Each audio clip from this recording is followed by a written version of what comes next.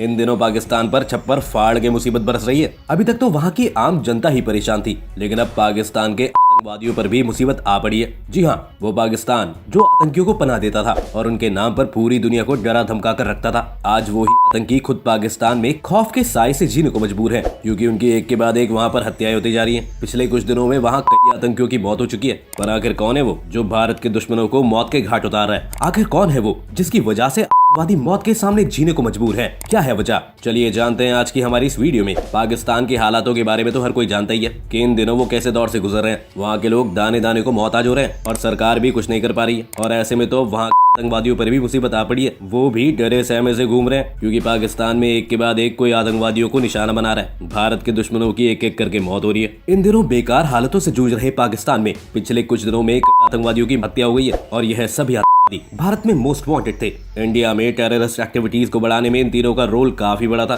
खास तौर पर इन आतंकियों के जरिए जम्मू कश्मीर में कई आतंकी घटनाओं को अंजाम दिया गया। ऐसे में ये तीनों आतंकी ही भारत के लिए बड़े दुश्मन थे। इन तीनों आतंकियों की मौत में हैरानी की बात यह है कि तीनों की मौत लगभग एक जैसे ही हुई है। जी हाँ, कुछ समय पहले ही पाकिस्तान के आतंकी कमांडर सैयद नूर शोलाबार की एक अज्ञात बंदूककारी ने खैबर पख्तूनख्वा में गोली मारकर दिन दहाड़े हत्या कर दी है, और कुछ इसी तरह ही बशीर अहमद पीर उर्फ इम्तियाज और सैयद खालिद रजा की भी हत्या की गई। ऐसे में लगातार हो रही इन आतंकियों की हत्याओं से हर कोई हैरान है। तो चलिए एक बार आपको बताते हैं कि कौन थे आतंकी। बशीर अहमद पीर उर्फ इम्तियाज।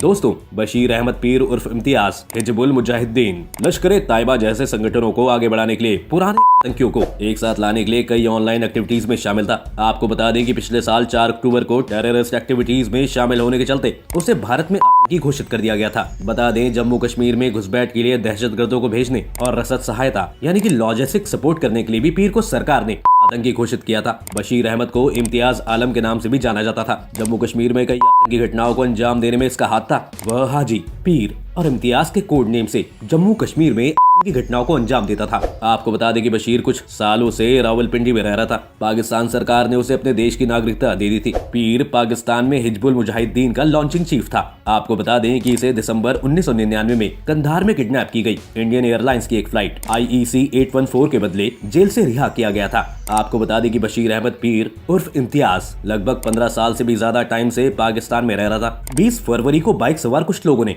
पाकिस्तान के रावलपिंडी शहर में एक दुकान के बाहर खड़े पीर पर एकदम गोली चला दी, और इस वजह से उसकी मौत हो गई थी। सैयद खालिद रजा। आपको बता दें कि सैयद खालिद रजा भी एक बड़ा आतंकी था, और इसकी भी हत्या की जा चुकी है। खालिद आतंकी संगठन अल बद्र का टॉप कमांडर था। अल बद्र एक कट्टर संगठन है जो कश्मीर में आतंकियों को ट्रेन करता था। खालिद राजा कश्मीर में आतंकी कमांडर रह चुका है। इसके बाद वो कराची चला गया, जहां वो फेडरेशन ऑफ प्राइवेट स्कूल का वाइस चेयरमैन बना। पाकिस्तान में रहते हुए ही वो जम्मू कश्मीर में आतंकी घटनाओं को अंजाम दिलवाता था। ऐसा कहा जाता है कि कश्मीर में कश्मीरी पंडितों के टारगेट किलिंग में भी खालिद रजा का ही हाथ था। वहाँ वो स्लीपर सेल तैयार करवाता था और आतंकियों को मदद मुहैया कराता था। आपको बता दें कि 90 के दशक में उसने उत्तरी कश्मीर में 100 का नेटवर्क खड़ा किया था। खालिद रजा 90 के दशक में करीब 8 साल तक जम्मू कश्मीर में अल बद्र आतंकी संगठन का कमांडर था। कराची स्थित जमाते इस्लाम के अध्यक्ष मुताबिक वह JEI तलबा विंग से भी जुड़ा था। आपको बता दें कि हमलावरों ने खालिद रजा के घर के बाहर ही उसे गोली मार दी, जिससे उसकी मौत हो गई थी। जांच से पता चला कि शूटर वेल ट्रेन था। उसने सैयद खालिद रजा के सीधे सर में गोली मारी।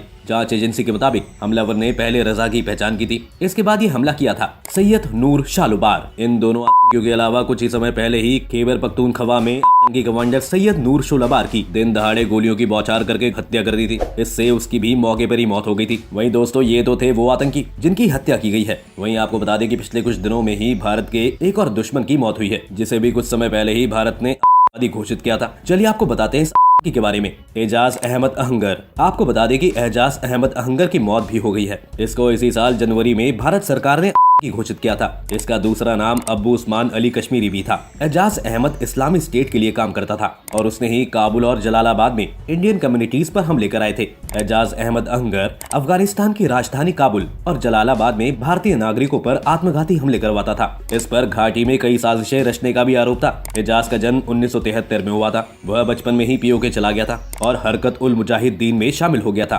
पाकिस्तान में उसे की ट्रेनिंग मिली। हरकत उल मुजाहिदीन का ओसामा बिन लादेन के साथ बहुत करीबी संबंध था। आपको बता दें कि एजाज अहमद अहंगर की अफगानिस्तान में मौत हो गई। खूंखार आतंकी एजाज अलग अलग आतंकवादी समूह के बीच कोऑर्डिनेशन चैनल बनाकर जम्मू कश्मीर में की संगठन रणनीतियों की प्लानिंग लंबे समय से करता आ रहा था। आपको बता दें कि भारतीय सुरक्षा बलों और खुफिया एजेंसी ने दावा किया था कि उसकी मौत हो गई है। हालांकि उसकी मौत की वजह अभी तक सामने नहीं आई है, लेकिन एक के बाद एक की मौत होना उनके अंदर खौफ पैदा कर रहा है, और वो भी तब जब आतंकियों को ठिकाने लगाने वाले कोई और नहीं बल्कि पाकिस्तान का ही संगठन है। जी हाँ दोस्तों, पाकिस्तान में एक के बाद एक हुई मौत की जिम्मेदारी सिंघू देश रेवोल्यूशनरी आर्मी ने ली है। चलिए आपको बताते हैं कि कौन है ये सिंघू देश रेवोल्यूशनरी आर्मी जो पाकिस्तान में लोगों के लिए सिरदर्दी बनी हुई है। दोस्तों आपको बता दें कि ये एक संगठन है जिसने पाकिस्तान में पिछले कुछ समय में कई हमले किए हैं। पाकिस्तानी मीडिया में सिंधु देश रेवोल्यूशनरी आर्मी को बलूच विद्रोहियों से अलग अपने छोटे हमलों के लिए जाना जाता है, जैसे ट्रेन की पटरियों को उड़ा देना, मोबाइल संचार टावरों को नुकसान पहुंचाना और बिजली लाइनों पर बमबारी करना। हालांकि पिछले कुछ समय तक ये संगठन सिर्फ और सिर्फ छोटे मोटे हमले करने के लिए जाना जाता था, लेकिन अब इसकी पहचान और इसकी ताकत पाकिस्तान में बढ़ने लगी है। पिछले कुछ समय में ये संगठन अचानक बड़ी बड़ी घटनाओं को अंजाम देने की वजह से दुनिया भर में पहचान में आने लगा है। बता दें कि ये संगठन सिंध प्रांत को कराची से अलग करने की मांग करता आया है।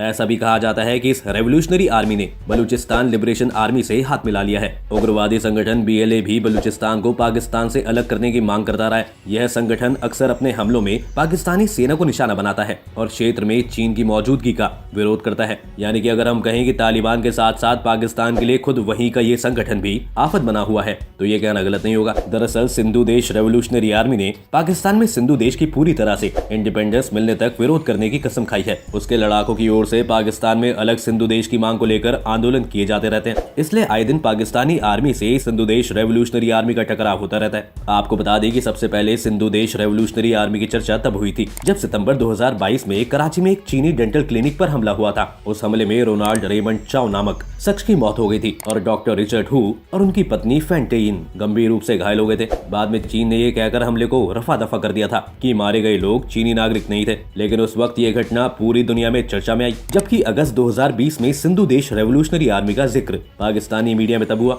जब कराची में निकाली गई एक रैली पर ग्रेनेड से हमला हुआ था। उस हमले में करीब 30 लोग घायल हुए थे। कई पाकिस्तानी डिफेंस एक्सपर्ट्स का मानना है कि ये संगठन और इसके विचार सिंधु मुत्ताहिदा मूवमेंट की वजह से पावरफुल हुए हैं। ऐसे में दोस्तों ये रेवोल्यूशनरी आर्मी लगातार आतंकियों को निशाना बनाती जा रही है। अब आगे ये आर्मी क्या करेगी ये तो वक्त ही बताएगा। आपकी इस वीडियो को लेकर क्या राय है हमें कमेंट सेक्शन में जरूर बताएं। अगर आपको ये वीडियो पसंद आई हो तो वीडियो को लाइक और शेयर जरूर करें। साथ ही अगर आप चैनल पर नए हैं तो इसे सब्सक्राइब करना और बेल आइकन दबाना ना भूलें।